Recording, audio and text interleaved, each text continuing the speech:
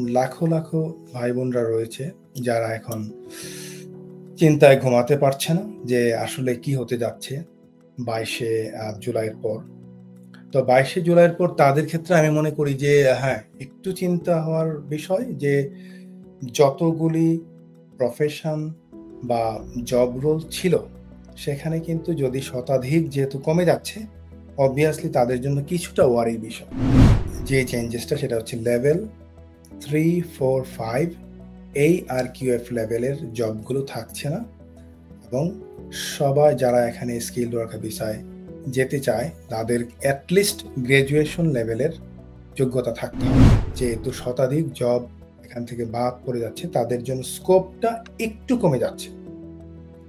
কিন্তু তারা কিন্তু স্টিল অন্যান্য যে কোডগুলি রয়েছে, যে প্রফেশনগুলো রয়েছে সেখানে কিন্তু তারা স্টিল সুইচ করতে পারে। কোনোভাবে আপনার পাচ্ছে না বা পাওয়ার সম্ভাবনা নাই বা ডিপেন্ডেন্ট নিয়ে যেতে পারছে না। তাদের ক্ষেত্রে তারা কিন্তু স্টিল ধরেন একটা লোক অনার্স করেছে, PhD তে আছে, তারা কিন্তু স্টিল একটা মাস্টার্স করতে পারে। বা একজন যদি মাস্টার্স করতে আসে স্পাউস নিয়ে, তারা কিন্তু চাইলে আরেকটা মাস্টার্স করতে পারে উইথ রিসার্চ প্রোগ্রাম এবং তাদের ডিপেন্ডেন্টকে সহ আপনার সেখানে যেতে পারবে। সুইচ করতে পারবেন। আমি মনে করি যে যেই কাজটা আপনি করতে পারবেন সেটা দিয়ে আপনি হয়তো কোনো রকমে নিজে মেইনটেনেন্সটা মানে সারভাইভ করা হয়তো পসিবল, কিন্তু এখান থেকে আর্ন করে আপনার টিউশন ফি যদি আপনি দেওয়ার প্ল্যান করেন এটা আসলে সম্ভব হবে না।